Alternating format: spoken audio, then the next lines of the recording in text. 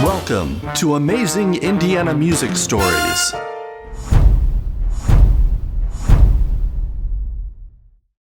I'm from Washington, D.C., and I was a doo-wopper in Washington. I was a quartetter until I went into the military. I went into the Marine Corps in 1952, and that was one of my favorite things to do, was harmonize. So when I came to Indianapolis, when I got discharged rather, I came to Indianapolis to spend a weekend with my mom, who had moved here. And she said, "Oh, you may as well stay a week. You know, you've been gone so long, stay a little longer." So 1 week turned to 2, and I was introduced to the Indiana Avenue and all of the music that was here in this city in 1955. I fell in love with it. And after 2 weeks, I was bored. And someone said, "Well, I know you can get a job if you don't mind getting dirty." So I hadn't seen dirt yet that you couldn't wash off. So I was introduced to a foundry. I said, "Well, I'll go here and work for maybe a couple of weeks, and I'll go back to my quartet in D.C. Well, the work got good to me, especially the pay, working in a foundry, So I worked around and got an opportunity to, I joined the church here, and I was singing in the choir, and I was always an octave lower than the other bass. So I had the opportunity to work with the piano player, and my dad being a musician, I knew a lot of music. But I started working with her and just trying to raise octaves and practiced a lot of music, learned a lot of new music.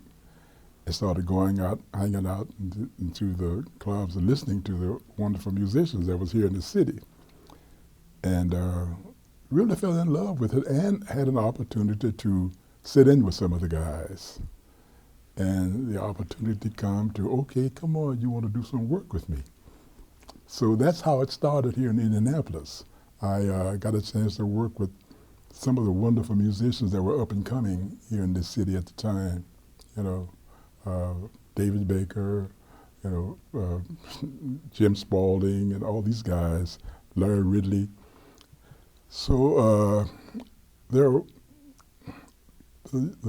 of the American Legion had a talent hunt. It was like American Got Talent, so I entered it, and every week I would advance to the next week. And I was pursued by a record company to sign a contract, which actually was a really good contract. But I had a good friend in one of the radio stations, and he wanted to see it. And when he saw it, he said, "Yeah, this is a good contract, so why not we wait until the competition ends, then we see what happens." So in the meantime, I was doing a lot of work with a lot of the musicians here in the city, and still working, learning music, but still working on the job. I wasn't, and actually some weekends when I got off from the International Harvester, where I was working, I'd drive to D.C. and work with my quartet until it got really, really old. You drive down the highway one night and you get a flat tire and the dark, and so you say, "Okay, I'm through with driving at night." So I concentrated on working on music here. And actually, when the competition, I was one of the finalists in the competition. What do I win? A record contract from the same guy who's been pursuing me for a month with a wonderful contract. So me being a novice, I signed the contract, realized it was altogether different. I'd signed my life away. So I stayed away from the jazz scene for 10 years. And in the meantime, growing up singing gospel with the quartet as well, I started hanging out with gospel groups, and I started singing with the choirs and the gospel group and traveling with them, enjoying it, having big fun. And so it was a good start. Actually, we recorded, and and did a lot of good and traveled a lot of good places.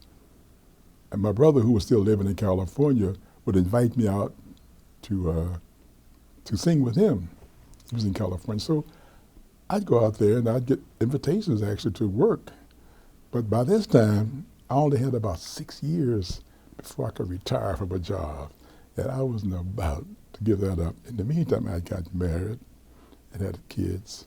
So these things materialized within the 10, 15 years of being here. All these things were happening. For the 10 years that I didn't sing, didn't even go to a club, you know, and but did a lot of traveling on weekends. And like I say, got a lot of offers when I did go sing somewhere. Got offers to sing, and oh yeah, we'll give you a job for 2 weeks. I said no. Hey, what's going to happen in the third week? So I'm almost sure that we'll get you a job as well. No, I'll wait until my 6 years are up. And that happened like twice, 2 really, really good opportunities. But I have absolutely no regrets that I didn't accept any of them. After working for 27 years, I was able to retire. Actually, when I was in California, I got a wonderful offer to do some things. And I said, okay, if you wait until I, get out, I'll kind of take you up on it. Needless to say, he sold the club, so he didn't have any more. But I did work until I retired from International Harvest after 27 years. And I was invited to audition for an off-Broadway production in Chicago, featuring the Odetta, the singer Odetta. So the show was a day in the life of Bessie Smith, a little dreamer. And I was auditioning to be her brother. And I'm supposed to give her the courage. I come to her in a spirit. I'm giving her courage to go on to Atlantic City, which was the F of back in those days in the chilling circuit. So I go to Chicago and I'm working equity job, like the producers brought us all into equity, which was a dream, So I worked there with Odetta and was very disappointed initially because Odetta come in, I shouldn't say this, I should have said the names, but anyway, when you come in unprepared, but when I found out what her situation was, I had absolutely no problem with helping her through it. Odetta had started her career in Chicago singing, and she had a job waiting for her in New York. And she wanted to start her career, her theater career, a movie career in New York. But she couldn't retain. And I had no problem with giving her cues, throwing things at her when I could. And the show opened up. It was only supposed to last I think 6 weeks. It lasted 7 months. Very, very good show. But opening night, we had body mics, and I couldn't throw cues to Odetta. I keep remembering. And she lost the job. So we had a variety of Bessies come in, waiting for a star to come from Broadway. Finally got Jean Ducharme. And we did a lot of, every day you would come in and there'd be oh my God, what's going on next? But the show was so good, Broadway producers came trying his best to take it to Broadway. Because what this director had done, instead of getting actors, she got singers. She got blues singers, jazz singers, gospel singers, and put them together, let them do what they do. and we just played the life of Bessie Smith as a youngster on up to her adult life, going into the big time. Well, that didn't work out because the director wanted a bigger percentage of things. So Broadway said, oh no, we can get anybody. But that was before they had a lot of black actors on Broadway. So 3 of the actors in our show took the audition tape to Broadway. It was featured on Broadway. So we had a lot of wonderful opportunities. And that's where I really got my start in the jazz world, because there were top-notch jazz musicians in Chicago, and there were top-notch musicians in the production. And I got to meet so many guys, and was performing with them all over the city, and getting invited to festivals and concerts and things. And I got an opportunity to record with the compilation from the Illinois Bell, and which really took off because you had all of these top musicians on this compilation album, and it was, in fact, it was copied by a disc jockey here in the city. That's how they got the Indianapolis compilation of the Bell Telephone Company. So, like I said, working with those guys, having opportunity to record with them and travel with them. I had an opportunity to work on the jazz cruises with those guys, 19 years. And to travel to Italy, Germany, Japan, all over the United States. In fact, and then we did a reproduction of Bessie Smith. It was like top-notch dancers. We had a choreographer from New York came in, and there was a bunch of youngsters in the show. And Odetta wasn't going to dance, so neither was the top singers. So I had to learn to dance. At this stage in my life, my left foot didn't know whether it was left or right. But I was struggling, I said, God, I got to get this dance down. I mean, it's really tap and all kinds of movements. Just before preview week, I lay in the bed thinking about the dance. I went to rehearsal and knew every step. It was so funny. Some of my friends from Indianapolis came to Chicago to see the show. And in the finale, we had glow gloves and glow spats. So I knew they were all in the back of the theater. So when the lights came up again for the finale, when the finale was ending, I saw all of them at the footlights there at the front of the stage.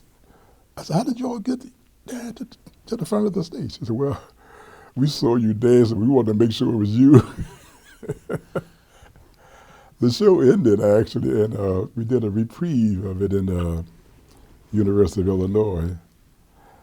I was the only one to remember the dance. But we did another production that went to, it was, I think it derived from that Bessie Smith show, but it was some kind of a conflict with the writers and so forth. So they just derived a new show in the heart of the blues, strolling 47th Street, which was up for the Emmy Award. We got 21 Emmys from it. So I'm thinking, okay, oh yeah, we won an Emmy. I'm thinking it was something you put on the wall. And one day I happened to go to Chicago for a performance, and I stayed at the office where they had rooms, and I saw all of these Emmys. I said, "Wow, this is the real thing," So this was in 1988. So I took my Emmy and went off with it, put it on, and went on to doing a lot of other things, just traveling with different people. But as far as the Emmy concerned, I started working with a good friend of mine here at Noblesville High School. And I'd go there and talk to their students, and they wanted to see my Emmy. So I brought the Emmy back up to them. It's not even engraved. I said, well, I'll get the book and I'll bring it to you if you want to get it engraved. So I finally had it engraved about 8 years ago. but of all the things that I have achieved, I worked actually. One thing derived from all of my time in Chicago was a group called the History Makers, and the lady worked as well in the theater. That's where I've actually met her, and be playing around. I'm pretending I don't know the lines because I wanted to get a little closer, So she, when the show was over, she eventually formed this organization called the History Makers, where she's an attorney. She wanted to document 5,000 blacks who have done something significant, and regardless of what genre it was, music or guys standing on the corner, shoe shining, she wanted to have that documented, and she wanted nobody to tell the story. They wanted to tell the story themselves. And the people who would come, much older, some of them much older, and they'd tell stories that would put you in stitches, So it was a fun thing to do.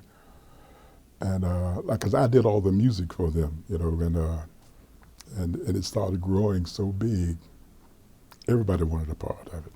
All big time stars, politicians, Obama, so many people were in her archives. And one of her friends mentioned to her that, where you have this in your office, it's kind of dangerous to have it here. Why don't we put this in the Library of Congress? So all of these archives went to the Library of Congress. I happened to tell one of my friends, he was telling me that I need to get an interview. He must have talked to you, but he told me that I need to get an interview to tell some of the things that I've done. And I nonchalantly just mentioned that I'd had a few interviews, and working with the History Makers, we are all in the Library of Congress. He mentioned to some friends a couple weeks later, I'm trying to tell them to get an interview. He said, I'm in the Library of Congress. But it's a feat that I appreciate. But it's just things that you do in what you do. I have fun with music. A lady asked me just recently, why are you here? Why aren't you rich? I said, listen, I'm rich from what I've done. The places that I've been, the opportunities that I've had. I'm not a school musician at all, but I've had the opportunity to do narrations for Highlander Productions. I've done a couple of children's books.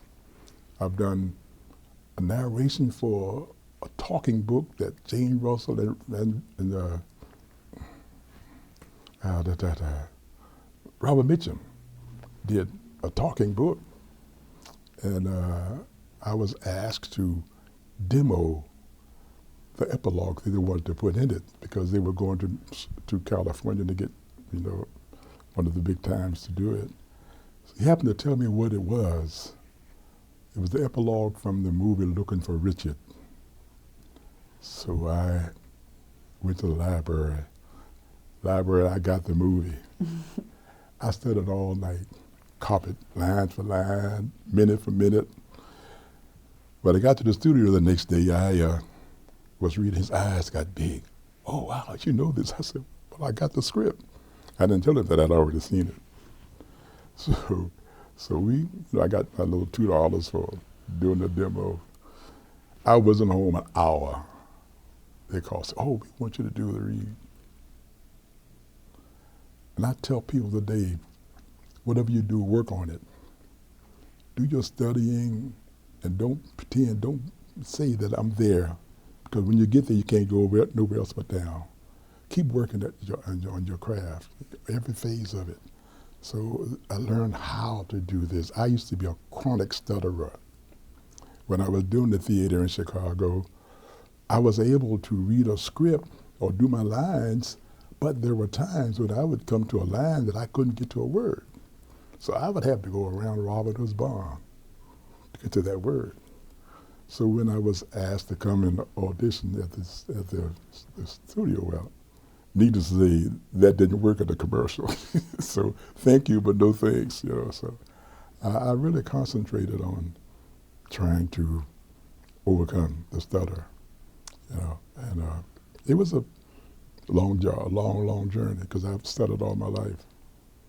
But it got to the point where as I would read everything I could see, and slowly and breathing, and was able to do some of the narrations. I did the narration for Imhotep for Aesop Productions. It was a very, very long read, but it was my first one that I could do and do it smoothly. I wish that I could go back and do it again because of all the things that I've learned since then, you know, but like I said, I've had so much fun in my world, working with some of the top musicians in the world, you know. I recorded with all the guys here living in Indianapolis. You know, I look at guys talking about a lot of the musicians that were here. Well, I can say a lot of them is here what they hear about a person, but when I've had the opportunity to see these guys, actually work with them, you know, they had some really, really good big bands here in this city. I was at Wes Montgomery's next door neighbor for a long time, and I think when he would sit on this porch and play sometimes, I asked him one day, do you know Willow Weep for Me? He said, oh, I haven't played that for a long time. So every time I hear him play Willow Weep for Me I say, oh, I put that back in his brain, you know. So, but I mean, there's so many things that has happened to me in those years that you just take for what you do. Y'all looking for big accolades. I got somebody was asking me about, well, how come you don't mention the things, you got a doctorate degree from Butler, you got this. I said, you know, this is not what it's all about.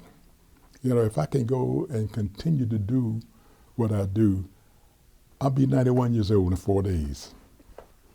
And I like to think that I can still hold my own, up to a point with a lot of people. Because what I use today for my rehearsals are my recordings and things from 20 years ago.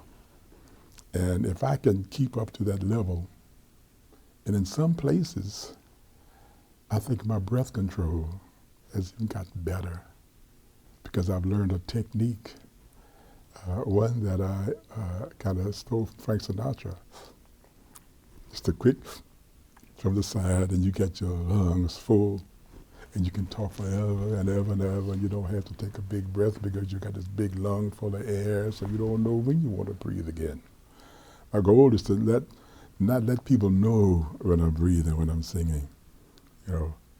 And with music, I tell folk to learn the song.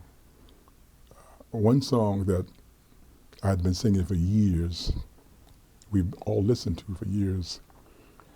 During the pandemic, well, maybe I learned this one before the pandemic, and this is why I studied so many during the pandemic, but I learned a song that everybody listened took one meaning. When I learned the verse, it was altogether different meaning. When all the world is hopeless jumble, and the raindrops tumble all around, heaven opens a magic lane. But all the clouds darken up the skyway, there's a rainbow highway to be found, leading from your window pane to a place beyond the sun, just a step beyond the rain. Somewhere over the rainbow, way up high. And people say, oh my God, that's not a song to sing at a funeral. Listen to the lyrics. Well, it's telling you, I don't want to go up there to this land that I've heard of, where people never grow old, it's always daylight, the sun always shines, and I can dream a dream, and it'll come true. I can walk the golden streets, and I can look down at the chimney tops. And when the bluebirds fly, I want to do the same thing. Mm-hmm. So you learn the whole song, and you talk it like you want to live it. So that's my goal for music, to work with people who will listen, to music and try to be the best they can at it. Like I said, I've been over 70 years I've been doing music, one form or another. When I was in elementary school, I was in a glee club, 7 guys. When I came home from Korea and happened to talk to the guys, every one of those guys became professional singers, which I had absolutely no idea. So you just have fun. Music will keep you going. I hope I got another 20, 30 years, so but we'll see. You'll see what I may be a little slower now, but slow but sure. You're not late till you get there. So, but is there anything else that you want to expound on? Or that, well, can you tell us more about maybe some of the clubs or people that you played with back on Indiana Avenue? On Indiana Avenue? Oh, boy. Well, West was my first jazz group I'd ever worked with, because before that I was just learning music. I'd go to places and sit in. So the hubbub, they had amateur night, whereas the one who won could get a week's work. So I got a week's work. And to this day, I really have no idea if I got paid or what I got paid, but I was there with Wes, Mingo, Earl Van Riper. He was a monster piano player. And I worked with David Baker when he was playing trombone, Pookie Johnson, Russell Webster, Cy Jones, was they called him at the floor show, saxophone player, you probably heard of him. Hang up on the rafters and things, I played saxophone. But anybody who was playing here, I worked with back in those days, because I was trying to learn. I wanted to get every opportunity that I could to play with a person. It didn't matter what it paid or if it paid, because at that time, like I said, I was working in the foundry. I'm making $100 or something a week. So I just want to sing. I just want to learn. This is how I got my roots, to able to go to Chicago, and the big wheels want me to work with them. So when I got to Chicago, I worked with guys, who are worldwide known. Names and things get away from me right now, but one of the guys in the show, Kansas Fields, he was a drummer, and he was the drummer that everybody came to when the transition started from the jazz world, because he was a reader. So the guys wanted to have a guy who knew what they were playing, so they would come to Kansas Fields and to work. Houston Persons and I became good friends. He recorded on my album. He came to Indianapolis. I invited him to come in to record with us. He came in on a Sunday night, and we said, "Okay, Houston, we want to do a rehearsal." "Oh, I'm tired, man. I'll be okay tomorrow." So we get to the studio the next day. Houston played like he had written all the songs. And I've had musicians from all over call me and said, "What did you all feed Houston down there that day?" See, I have never heard him play like that before. And I don't know if you ever heard Marvin Chandler. You probably heard him. Marvin was a piano player that started playing a piano at 4. Never touched a piano before. 2 hands. Playing church with his sister. The next week, at a church concert. Had played everywhere, done everything. The man was just unbelievable. He spoiled me, actually, for as far as a piano player, because he was a marvelous singer as well as an accompanist. But to have the opportunity to work with those guys, man, so many guys came to Indianapolis. Some of the big players who hadn't been really well known, Jack McDuff. Nobody knew him. Roland Kirk. these guys came through here because they heard of Wes, you know, and said, wow, this guy is amazing, you know. I'm trying to think of the guitar player came and listened to him, and they said, I want to get on the stage with him. And when Wes was playing at the Missile Room, Cannonball came with the jazz tours. He didn't want to come. So Norman Grant said, okay, we got to go hear this guy. So when they came to the club, well, the band was on break. So when they started playing, Cannonball came up to the front row, listened, and before the set was over, he was on the phone to New York. Got to hear this guy, you know. And Wes was such a humble guy, man. I'll tell you, he was so good at what he did. And one thing, Wes always had a cigarette. That's one of the things. Oh my God! By then I had quit smoking. But I said, wow, man, you're gonna kill yourself, you know. But he always had that cigarette. And he had a toggle switch on his guitar. He called it the funk finger. And I was telling somebody, I said, Al Coleman. I said, you know, of all the times I heard many of Wes's recordings, I've never heard him play with the funk finger. So one day, Al came to me and gave me a tape where somebody recorded Wes with the little toggle switch. It is like a twangy sound, you know, that, and when he died, I have a reel-to-reel, because his wife had given me those records that I didn't have. I don't know if they still play it now because it's been, 40-some years, you know, but I still have that reel-to-reel tape that I recorded all of Wes's music that was out then, you know, so. I said one day, I keep procrastinating. I said, I'm going to get another tape recorder or try to get this done before it's ruined, you know.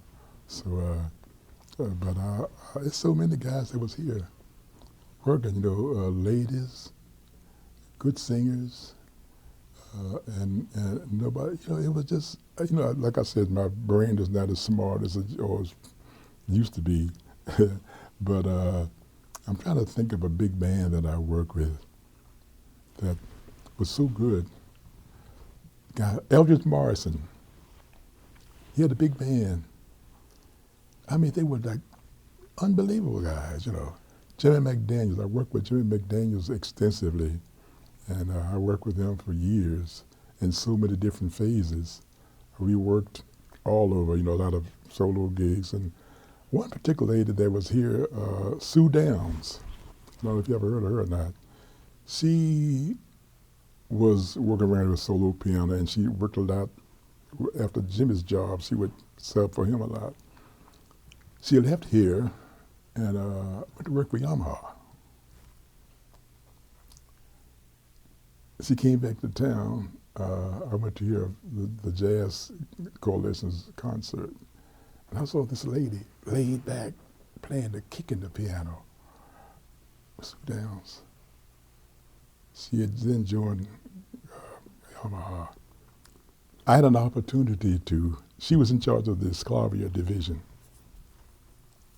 I had an opportunity to be the first vocal trio on the Sclavia piano. We did 2 recordings, A Green Christmas and It's Easy Being Green. We recorded those in 2000.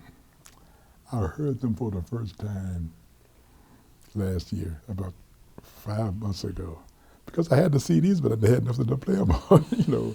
But Sue is now retired, and she comes to where I live now, and we perform every so often. She is one of the most amazing piano players you'll ever hear. She doesn't want to work, but she wants to play, wants to keep playing. So anytime you feel like playing, let me know. We'll come and play, you know. I'm trying my best to get her to say, let's do at least one more concert, you know, one for the road, you know. But she and there's another lady here, I can't think of her name, but another amazing piano player. But that was like, 70 years ago, man. You know, like, I can hardly remember what happened yesterday, but no, I have had one amazing life, you know, and I think I had, like I said, my dad was a musician. I had opportunities to play any instrument. All his band wanted to teach me. He played the drums and piano. You know, no, I'm gonna do opera. What do I need? I want to I just want to get down as low as I can. That's all I wanted to do. And later on in life, I said, if I could go back, that's the only thing I think I would do different. I'd play every instrument that I could put my hands on. I had an opportunity to buy a piano from a guy. He and his wife divorced, and she sold me the piano for $150. But he had cut all the tabs I had fixed. And I'm trying to take piano lessons. One of the young ladies that I was singing with, she taught piano, so I'm trying to learn piano lessons. My little book, tink, tink, tink, tink. Well, my kids come through the house snickering, so I put the piano down. I said, well, okay, let me stick to what I know best. Let me go learn some music. So this is what I do, man. I to this day, you know, I study the song. I look at the song. I try to find the verse, and I see what the song is saying. Sometimes that verse can tell the whole story, but that song can set that song up so well. You know, after learning that thing about Over the Rainbow, I do that constantly now. You know, and you put people in bewilderment when you start singing a verse.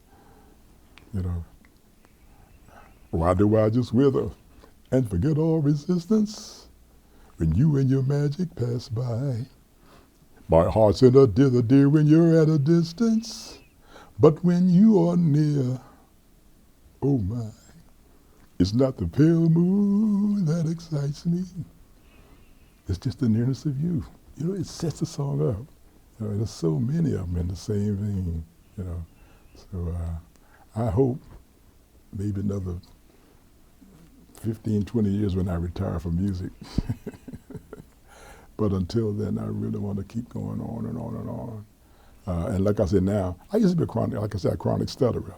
So the poems things help me. So Walter Benton, I don't know if you ever heard of him, fantastic writer. I'm thinking what he wrote was a journal of his love life with a young lady.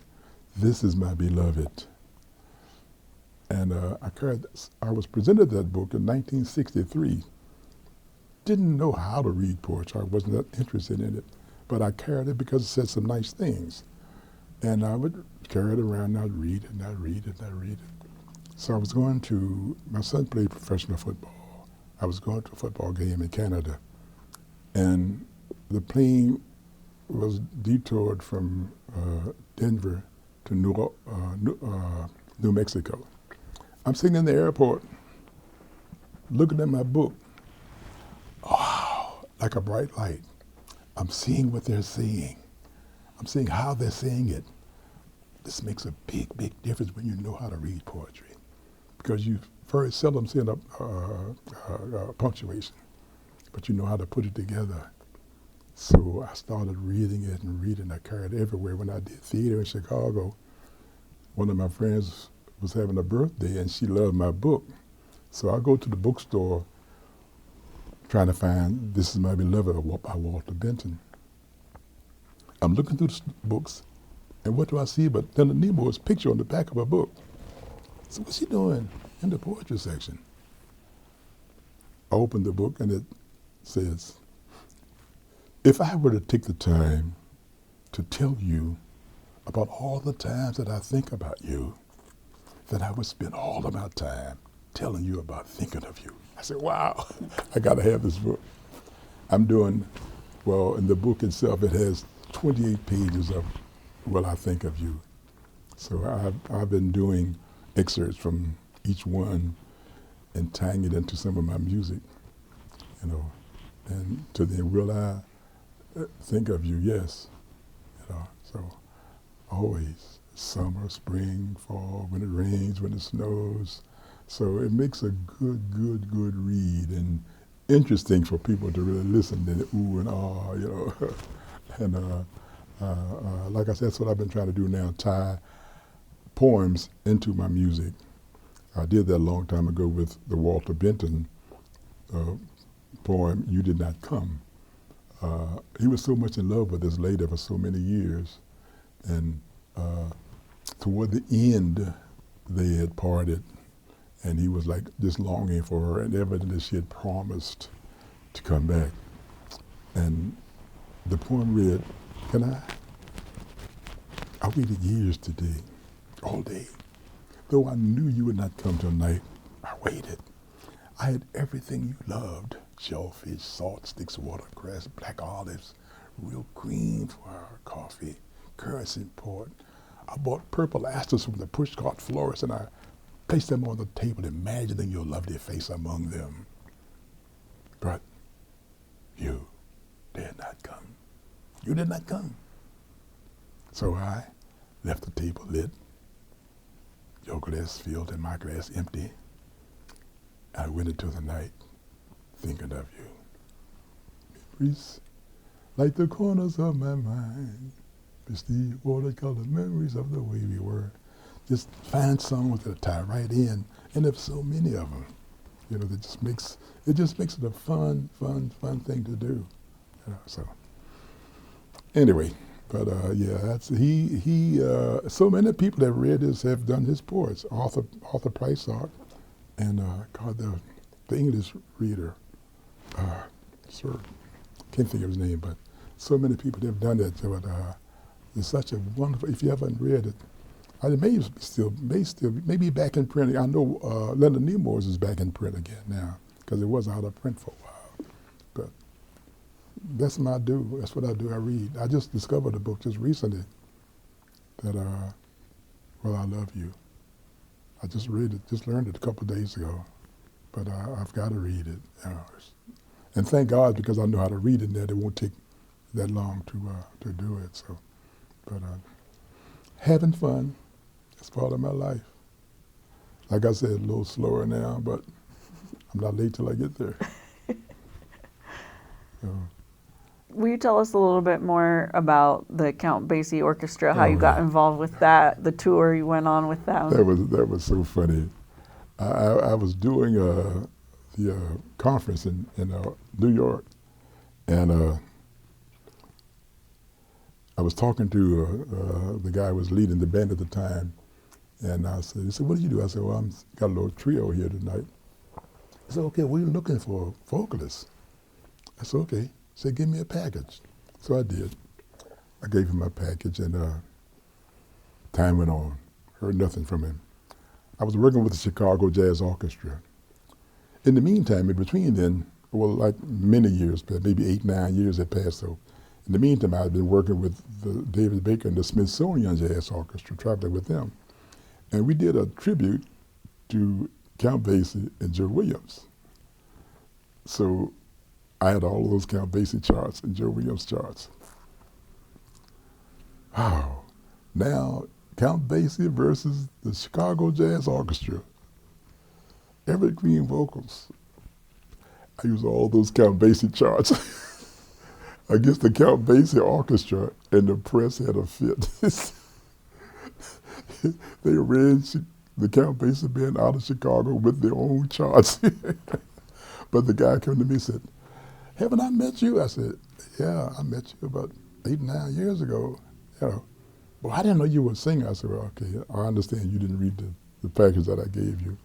So they called me maybe about a year later. It may not have been that long, but they were in Colorado, and the singer had gotten sick, and they wanted me to meet them out there. So I flew out there to meet them, and that was in 2008, so I had an opportunity to work with them off and on for 12 years, you know, and one of the best. You know, it's a band that, I mean, the guys are just pure musicians. In fact, someone had asked them, what is it about the Count Basie band that makes them so good? They say, well, a mediocre musician, well, they won't be mediocre, but because they're going to hire the best they can, but will come into this band, and they'll get better because they want to live up to what's going on. And this is one, each one makes each one better. And that works all the way around. Singers as well. You listen and you learn. And so I had opportunities to travel with them, you know, to Russia, to Japan, and just have so much fun with those guys. The Playboy Jazz Festival, Yoshi's in California, and it's just amazing. And actually, the guys would tell me when I first started, "Oh man, I love to see you in the wings when you dancing, getting ready to come on stage." I said, "Yeah, I'm trying to get my legs ready to stand up in front of you guys, you know." So, but yeah, I tell folk, just work on your craft, whatever you do. You know, you don't have to try to be somebody else. Just be yourself and just cultivate what you have. You know. Save your voice by learning the music. I tell folk I practice with the lowest note that I can sing it in and the highest note that I can sing it in. And then all in between, because you come to situations where I've had them many times, not say many times, but you work with a band, if you work subbing with a band, and they got a chart. Well, it may not be your key, but if you got the range that you can go switch back and forth, you can do, see now I can do a head sound that doesn't sound like a head sound, like a falsetto, because of the breathe. You know, you hold your breath and sing a note, and you can get it so much easier. So you're able to sing almost any chart, whether the key, as long as it's not, you know, sustained that long. But if you want to get 2 or 3 notes at a much higher or much lower note, you can do the same thing by holding the breath and singing the note, and singing the note, singing the note, singing the note, singing the note, singing the note, singing the note. You know, so, in fact, I talked with them not too long ago, and was telling us, you know, like, you know, the last trip to Russia was like, everything has changed so much. The customs, and you have to carry your own luggage and all your music. And at this stage of my life, you know, I can't do that anymore, you know, so. But it was good while it lasted. You know, I had so much fun with those guys. And what I like it, I think they had fun with me. So, I work with so many musicians who never liked singers. Ross Tompkins from The Tonight Show, he never liked a singer. I was doing a festival in, where was it? Oh, one in Chicago. No, it was in Colorado, yeah. And when he was asked, well, there was 2 singers, Jane Jarvis and Ross Tompkins, and they were switching piano players, and Snooky Young asked him, "So who's going to play for Everett?" "Oh, let Jane play." Well, when he saw me, he said, "Oh, well, whoever's playing the piano will play." He was playing when I got called, jumped up, and Jane had to come play. So the next set, he was the only piano player. So I started calling some of my best tunes. His eyes just bugged. He said, "Oh, wow, you know, the bass player don't know that, but let's do that tonight when we do the other gig." That night, another piano player jumped in before him. So then he was anxious to play with me. You know, just the thing is you have to gain one of the musicians' trust. Because, and I know why that is, because so many singers want to come and take over a job. And just, I say, it's a togetherness thing. You got to work together, all the band, no big eyes. You can't outplay anybody. You got to join in and do what you need to do. You know, so that's what I like to think. But I've always felt that way when you harmonize. And I guess that comes from the doo-wop days, because you got to blend in to make it work. Yeah, so, yeah, Ross Tompkins, he was played with Tonight Show for years, and we did that gospel set, and Eddie Higgins and Ross were piano players, and I asked the director, I said, "Who's playing for the gospel?" Whoever was playing. Okay, that day, here's Ross on the piano. Ross, I don't play no gospel.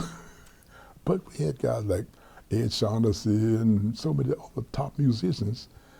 When we got to a song, if one person knew it, they would start it. and then everybody played. We came to the song Come Sunday. Ross was the only one to do the song. Ross started playing it, and everybody chimed in.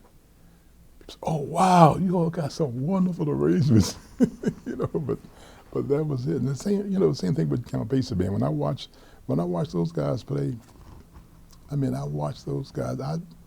See now they're really, since they've gotten free of a lot of things they had going on, they're playing so much now. They're playing everywhere, and I just wish I could go back with them, but. We did a place up in, I think, in Wyoming, and it had 15 steps, no elevator. And the hallway was like 100 yards long, seemed like. These knees won't take that anymore. So, but yeah, it was a fun time to spend with those guys, to have so much fun with them. And all the festivals and things that I've had to work with. One musician I worked with, John Faddis, and he and I were the only ones working this special weekend in Chicago. And he asked me a question about what I used to shave with. I told him what I use, alcohol. And when I saw him in January in the festival, look what you did to my face. I got to stop calling names because I know people may be listening. Look what you did to my face. I said, well, I use electric razor. I don't know if you use a razor or not, but and then again, I don't shave. But no, it's been so many wonderful experiences that I've had. In my trips to Italy with the gospel group. One of my friends in Chicago had a theater group that took to Italy. And when the lady called and asked her, do you have a gospel group? She said, yeah. So when she said, okay, we need you in 3 weeks. She got off the phone, she started calling everybody she knew. Okay, the gospel singers, blues singers, we got together and we rehearsed. We went to Italy. It's been 19 days in Italy, touring around. And just practicing on the bus. We get on the bus and just learn the song, go on to the next engagement, and on a New Year's Eve, a Christmas Eve, we were there, and we had the hotels, and they were like, cold, ice cold. It was unusually cold that particular year, and we finally had a really nice hotel that night. Christmas Eve, so we hung out late. Within seemed like a half hour, they know, okay, the bus leave in a half hour. So I get on the bus sleepily. Had a 4-hour drive to a place called Zagarella. A star. Everywhere that bus turned, that star was right there. And I'm thinking that I'm the only one that's wide awake on the bus. I said, I'm not gonna mention that star. We got to Zagarella, the lady said, did anybody else see that star? So thank God somebody else saw it, because they think I'm crazy. So I'm thinking, in just recent years, my son and I were talking about it. See, that was probably a meteor. On a cloudy day, and you couldn't see any stars, but you saw that one meteor. And it was so way up there that it was just shining everywhere you saw, everywhere you moved, and that made sense. But it made me want to go back to Italy the next year, because I vowed I wasn't going to go back again. And the next year when we went, we were in one hotel, and I stayed up, had my camera ready. I got out 2:30 in the morning, I'm going to take that one star. 6 trillion stars in the sky. But it was like a lot of different experiences. To get directions from a person, they're talking in their language, but they're using their hands to give you directions, and being able to follow it. And realize that he was right when he said it was too far to walk.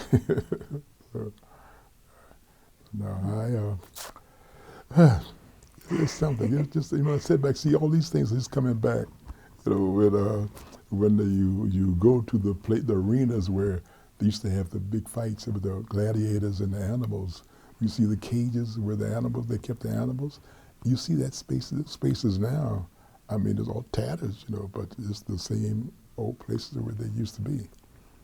With the one castle in someplace in northern Italy, and you would think, you would look for Caesar to ride down the street in a minute, because all the cobblestones, they don't allow no cars in that area.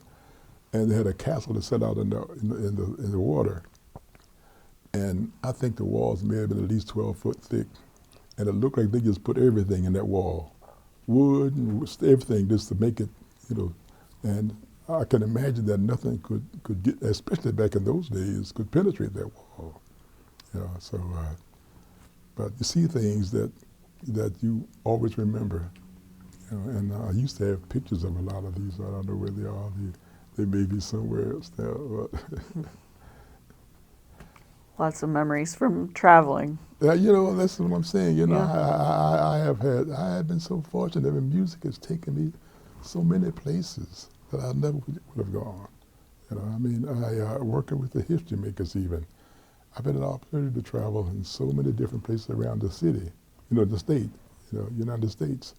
And because I knew so many musicians in different places, I was in charge of getting musicians in California, Atlanta, New York, and different places like that, because I knew so many musicians. And we did Quincy Jones. When we did Quincy Jones, he said, okay, you're going to have to get a band together, because Quincy going to want, I said, no, you know, Quincy going to bring, or some of his musicians going to want to be there. Wasn't sure enough. James Ingram brought his band there, you know. But I did get a chance to sing a song with him. It was just because the singer who was supposed to sing one of the songs, everything was changed. He didn't want to ruin his voice by practicing. So we got somebody, so they called me to come in and sing. So I did sing the song. I came in, and just as they gave to the vocal point, I jumped right in the song. And when the singer came back to go to the performance, James Ingram, one of the singers said, man, you can go home, we don't need you. And I couldn't understand why this one particular singer was looking at me so crazy. Then when I found out what had happened after when he came back, when the guy was telling him, man, you go home, you don't know the music, go on back home, we got somebody to know it. But that's how the guy got mad at me. But experiences, you find out people who are really true musicians, who are true, I say, who love their followers. People that have put you where you are, and you snubbed them. I had two big-time musicians, man, that I just lost all my respect for, to see the way they treated people that put them where they were. You know, it made my heart hurt. And to see one that I just took my hat off to so graciously, because to see the way they treat people, that's what you do. You know, you don't turn a person away because you don't know who they are. You know, talk to them anyway. So, the good, the bad, the ugly in life, in music, you know. But just take all of the bad and make it good. Yeah. I say there's no mistake in music.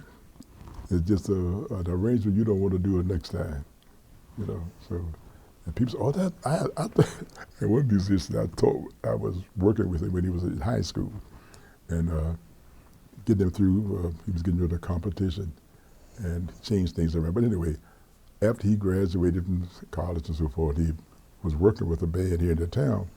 And he had to go to, he couldn't make a performance, so they called me to come in and sub. When he got finished, he came to the gig where I was, and I was singing a song, and I saw a look on his face. I said, what's the matter? He said, man, that's not the way that song goes. I said, what? He said, you got the lines mixed up. I said, did I get the lines in there? I said, no matter where they go. I said, okay. You know, like, as long as you do it, you learn alternate lyrics.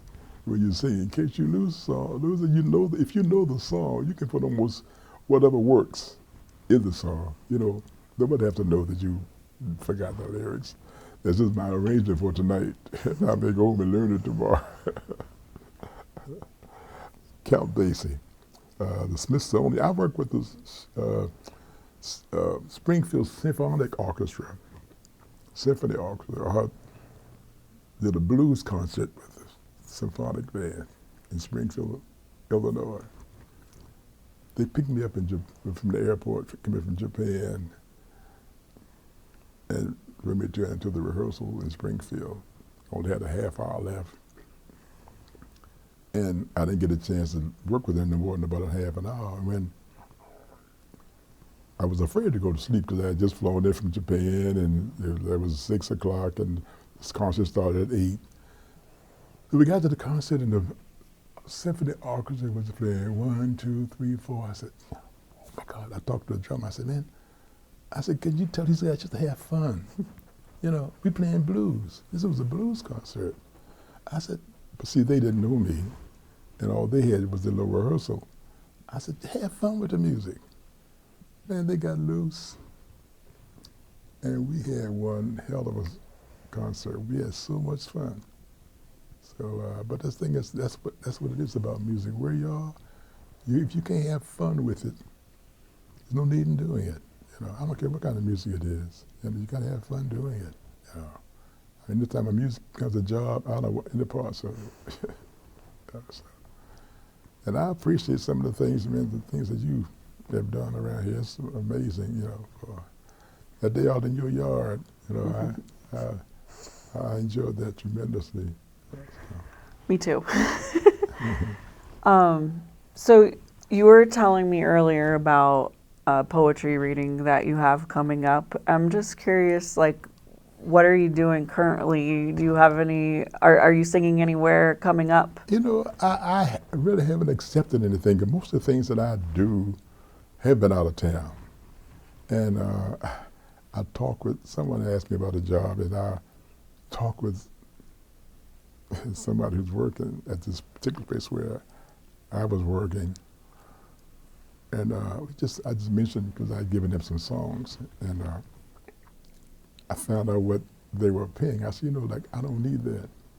You know, when you got musicians just working for nothing, I don't mind working for nothing, but when you start doing this to musicians, you know, like, I mean, you're making big money. I mean, they paid me, like, a lot more than they paid for paying these guys. You know, I don't mind working, but don't try to misuse you, you know. So I'd much rather go and sit there for nothing than to say I'm working and you're gonna give me 50 cents, you know. And especially when when you charge the people $30, $40 to get into a door, and you always got a full house, and you aren't gonna pay them, you know, that's just not fair to the musicians, you know. But some people just like to say they're working, you know. And I've worked for $35, you know, but that was a while ago. But I work for almost nothing because I enjoy working with some people. If I got a jam, I used to go all the way to Chicago every Tuesday and work with a band called Ears. They were called Ears. It was like 7 top musicians. One musician, one of the piano players, owned a commercial company. He wrote commercials like Fly the Friendly Skies United, all beef burgers and the Pepsi. But I love working with those guys. I go all the way to Chicago and work, you know, almost for nothing with these guys because I enjoy working with them, you know. And but it's just what you do. But when you get to the point in your life where I won't say, I just don't need to do that because my life is now too fragile, you know, to go. Like I said, my sons think, well, I was in the last 3 or 4 years that I was working out of town, my oldest son who had retired said, oh man, I think I want to make a road trip with you. You know, and then I realized, oh, he thinks that I can't drive. But I enjoyed that company. And they started enjoying going with me. So I really didn't mind that, you know. But that was the reason that they were going. because they thought that I shouldn't be out there on the road at 80 years old, you know, riding up and down the highways and things. But I like to think that I still have, I won't say I got all the reflexes that I had years ago, but I got plenty right now still. I watch people on the road driving now, and I said, man, they shouldn't be on the road, you know. So everybody's in a hurry to go nowhere, you know. I just saw an accident the other day where somebody ran into, one of my good friends lost a granddaughter. Somebody ran the light in a hurry, you know, so. But no, I'm doing the governor's prayer breakfast next month for the 40th year. It so happens that every year when it comes up, I either just got back from somewhere or getting ready to go somewhere. It always falls right in, you know, so this year I thought that I wasn't going to do it. When I realized it was my 40th year doing it, I said, okay, I'm going to do this. And when I did this for the second year, he said, well, I sing God Bless America at the end of the breakfast. And they said, can you extend God Bless America? It's such a short song. So I thought about a song that I heard when I was in elementary school. Frank Sinatra sang this song to a bunch of kids. The house I live in. What is America to me? A house, the land I see. And I put that in front of God Bless America and sang right into God Bless America. You thought I'd made a new highway. I've gone all over the country, singing it for opening for organizations, big companies and so forth, Symphony Orchestra. And I'm doing it again now for the 40th year. So it's just it's a good song. When they did the Medal of Honor ceremonies downtown, well, I sang for the dinner, and I sang that song. I had a guy come to me. He said, "Man, I don't know when I cried. I don't know when the last time I cried, but that song had me in tears." Well, a lady came up to me maybe about an hour later and said, "I've been married to my husband for 50 years. I've never seen him cry." And it was that man. But this is what the song was all about, you know. America, the land I live in, so I love it. Whatever it is, whoever it is, if you're in this land, I love it. You know, just do what you need to do with it. So it'll be a challenge this year because after losing Marvin, see, Marvin was such an accompanist, and then you find a player that's a good player, but you got to fight them, you know.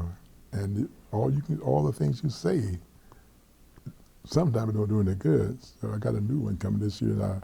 So what I'll do when I get that situation, I just ignore them, you know, and just say, okay, you're going to follow me, or you're going to look like a fool, you know. So, but I'm trying to make it work together as much as possible. But it's such a good song that you want to make the words understood and see what the song is saying, you know. And so, and that makes to me, that makes a big difference. So, to do God Bless America, then I do it. Then I invite the people to sing a verse of it. So, but no, I go and I hang out occasionally just to make sure that my tone. I go down there to Murphy's Steakhouse, see my friend Dave Lowe, and sing a couple of songs with him, make sure that I can stay in tune. You know. I was doing some work and I got my ears messed up in Korea, and they can't find any sign. They tell me all I did was had a sprained ankle in Korea. In Korea, I was 2 months with no duty because of my ears. I had to go to VA when I first got discharged because of my ears. And you know, after years of treatments, you know, I finally was able to use hearing aids. You know, so. But they have no way. They know no. All you did, we don't have any records of you having ear troubles. My ears were so infected, it was just pathetic. And now they're getting to the point where I need they say my next step is cochlear implants. I'm not ready for that yet. I got a new pair of hearing aids now. And this guy, I mean, these are some of the best, but they don't fit. So I've got to get these fitted. I'm talking junk, but I shouldn't be talking about it. But anyway, but this is what it is. But this is why I don't want to sing. I go out sometime and have musicians just to play something crazy to see if I can jump in and know where I'm supposed to be. So as long as I can do that and know where I am, because I went to a gig one day, with a guy, and I picked up a pair of old hearing aids that just weren't working at all. And I'm sitting in front of a drummer, saxophone, and a trumpet. The piano's way over here, and I'm not hearing. Oh man, you can't hear. You need some of these monitors. I really don't need these monitors. I need to hear the piano, So, but anyway, I got monitors. But anyway, but that's what it is. Once you hear, if you can hear what you're doing, where you're supposed to be, that's the main thing. But I listened to. I went. But yeah, I go to the Jazz Kitchen every once in a while on Monday nights and do the jam session. But as far as doing a regular job, I'm just not into doing something that I don't, if it's something that comes up that I really want to do. And the musicians. Now Steve and I, Steve Ali, when I lost my hearing, maybe about 6 years ago, I went to a shooting range and my nephew fired a weapon and just took all the cells out. And I went into the studio just to see where I was. And I took some music, and he brought a couple of sheets that I didn't really know. And we just started singing, and I wasn't thinking about recording anything. And after 2 or 3 songs, the engineer played something back. He was there in the studio and said, man, I like it, so I recorded it. So to me, my cells were still dead at the time. I was, oh, heck no, not with my name on it. Well, you could put that sounds like, that's crazy. So we did about 8, 9 songs in about a couple of hours or so. We did that twice. About 3 months later, we did it. And by that time, I'm getting injections every once a week in my ear, and it restored some of the cells, and I'm able to hear, So I said, okay, yeah. So we sent it to one of the record companies that I was working with. They wanted to add drum and bass, but it was such a special time that Steve and I had. We didn't want to add anything. So after a couple of refusals, we just say, leave it alone, we'll do it. So last 2 years ago, I think it was, when we got a few of them recorded. In my estimation, it is the best vocal that I've ever done. And my reasoning is no stress. You're there, you're singing. You're trying to do your best. You're just having fun. And Steve, I've had people say, wow, oh man, you guys are sounding so wonderful. I have to get you a copy. Do you have one? I don't. I'd like it, yeah. I mean, it's just, it was just magic what we did, because some of the songs that we didn't know, you would never realize that we didn't know the song, because it was covered up so quickly and so easily. But we thought it was really nice. But I said the company wanted to do, I'm not doing that. We don't want to do anything else to it. One day they said, oh God, this sounds as good as Bill Evans and Tony Bennett. I said, okay, yeah, dream, a little dream, but we don't do comparison with music. I just say, do what you do. If someone does something that you like, don't try to copy them, but if you like a phrase, you can take a phrase. Don't take the whole song, I used to listen to Sarah Vaughan. And Sarah Vaughan could put a run, see if I do it, it don't sound like Sarah Vaughan. And see, I say that, do the opposite sex. And what they do, you can do it, and it makes a big difference. So I love Sarah Vaughan. She's such a cool lady.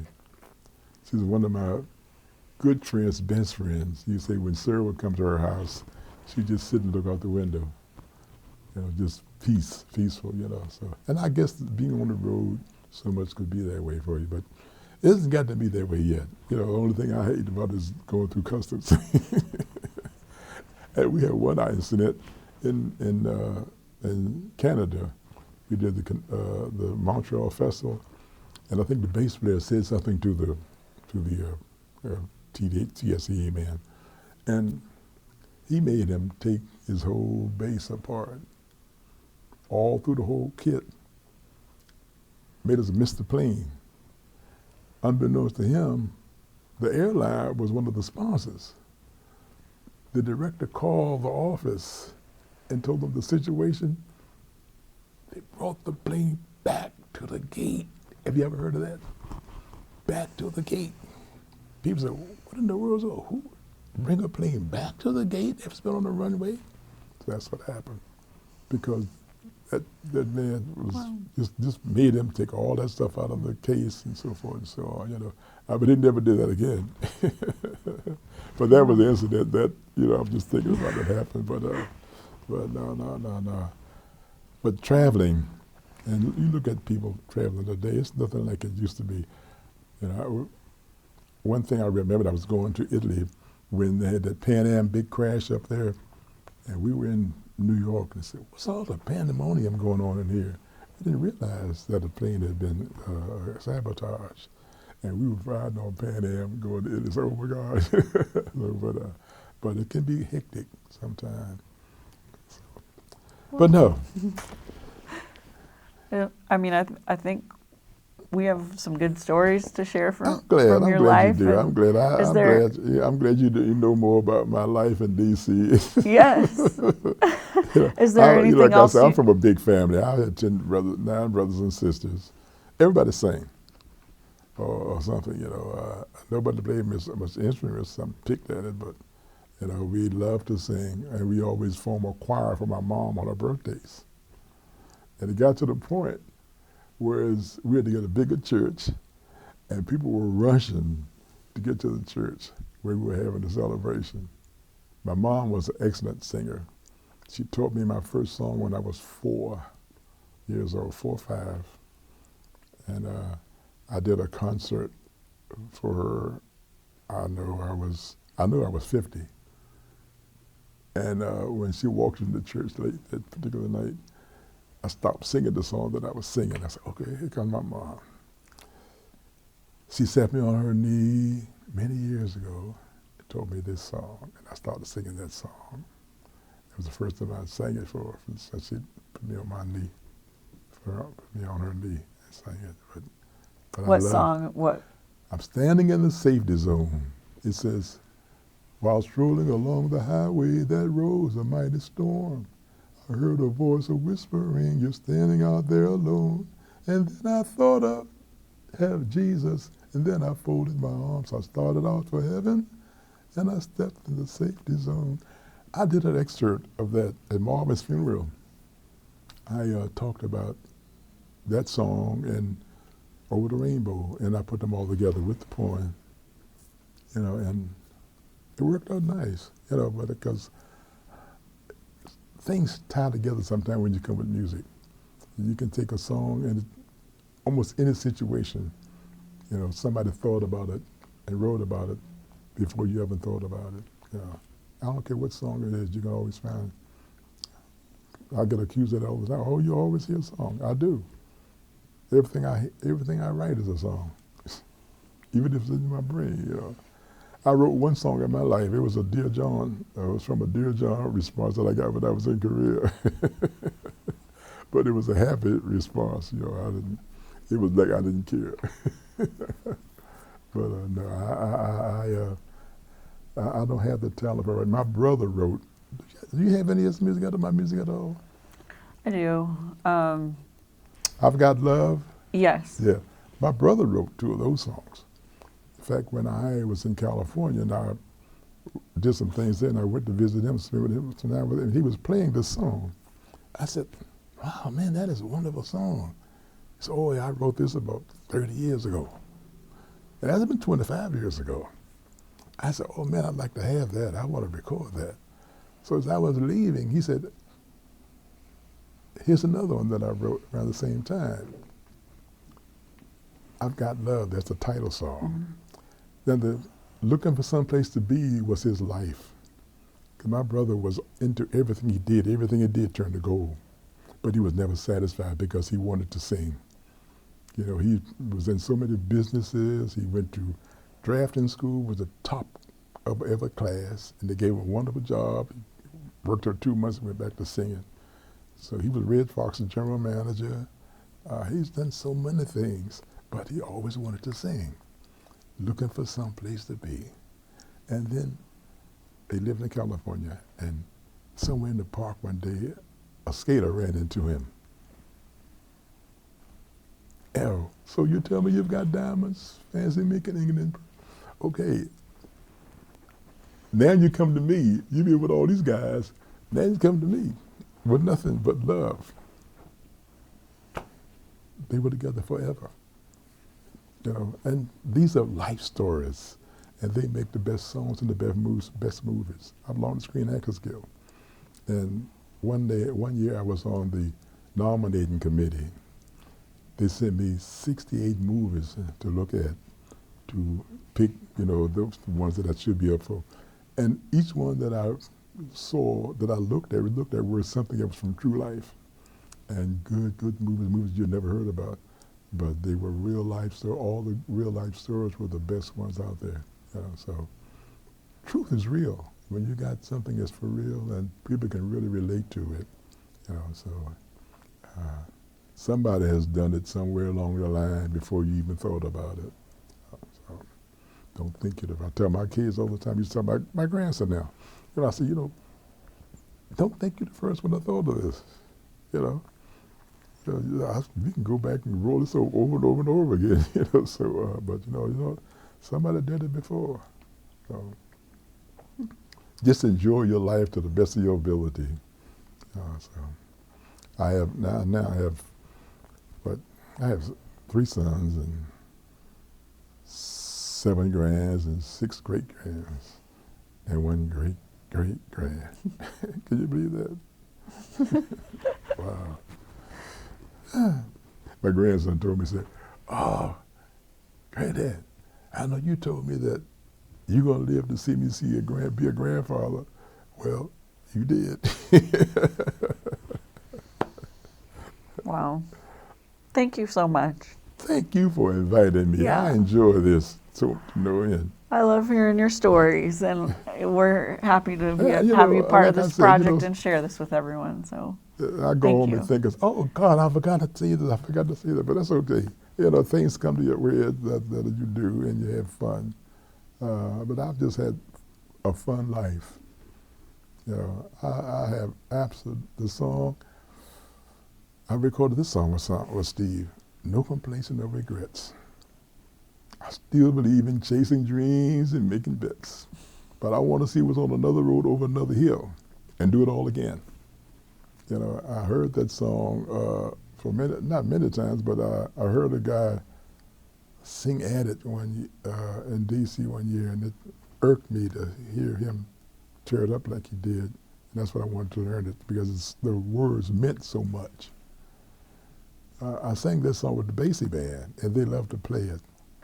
We were in Russia, the most beautiful theater I think I've ever seen. Brand new, had only been built for 10 days, open 10 days. And the theater was like 3 tiers, and it come down 2 and got 3 more in the back. Well, the saxophone player, when they played the solo, he never came off the stand. Well, I'm singing to the people, and I'm backing around, and I bump into the saxophone player. And so here's to life, and here's to life. I couldn't get off of that line. So the piano player realized where I was, my mecca that I was in. So, but nobody knew, but the people who knew the song, you know. That's what I'm saying. You used to be now, you break down and start crying, say, "Oh, I'm happy." But yeah, that song is such a. I have to get that CD to you, get a couple of them to you, because I haven't sold not one of them. We only ordered 300. just to have, just to have in our possession, because we thought it was such a special recording, and because Steve is doing some stuff, man, that, and like I said, some of the songs he didn't know, but you come in and just come in, because we were just playing around with the songs, Sarah Silver's songs. We did a couple of his. I knew her Sarah's really well. You still doing it? Anyway, we were at a birthday celebration. He and I were talking, and they were serving hors d'oeuvres. They were serving egg rolls, and people were putting the mustard on them, and they just, oh my God, burning me up. Horace was just, everybody stood up and looked around, they were gonna watch him eat, chewed, and just kept talking. He said, wow, I said, that's not nice. So I was raised on this. But I told Horace, I mentioned that to him one year, and he just cracked up laughing about it. But he writes some nice songs. Some of the songs is Soulmates. Those are those, we recorded both of those, Senior Blues, Soulmates. So music, don't ever stop. You still playing your guitar, or were you playing, what instrument you play? Oh, banjo. Banjo, you still playing? Oh, yeah. You know what, I'll never forget, my uncle played the banjo. He played the banjo, he had the little round banjo, and he used to wear those little knickers from years and years ago. I see this guy play that banjo, man, and put his foot up on that stool and just play up the storm. A good singer. He and Billy Eckstein were schoolmates, and both of them were handsome dudes, and I could imagine the ladies that were just running after them with him. But he was a good singer, and he was a good musician. And I was just thinking, I was telling my niece just the other day, I said, he got to the point where he couldn't hear as well, and life, everything wears out. It's not meant to last forever. You got to take care of what you got. Don't abuse it. Some people, I see a man, a guy was talking to me, I had on my veteran cap. He said, wow, career. So you got to be in your 80s. I said, well, how about 90? He said, you 90? I said, yeah, 90. So we talked on, he said, I said, are you 90? Are you 90? Oh, no, I'm not no 90. I said, I'm 77. I said, okay, excuse me. Well, can I get a picture? Thank you so much for letting me have this opportunity. Thank you so much. This makes my day. Me too. I'm so happy now I can jump up and down, but I won't do that. I don't want you to have to pick me up.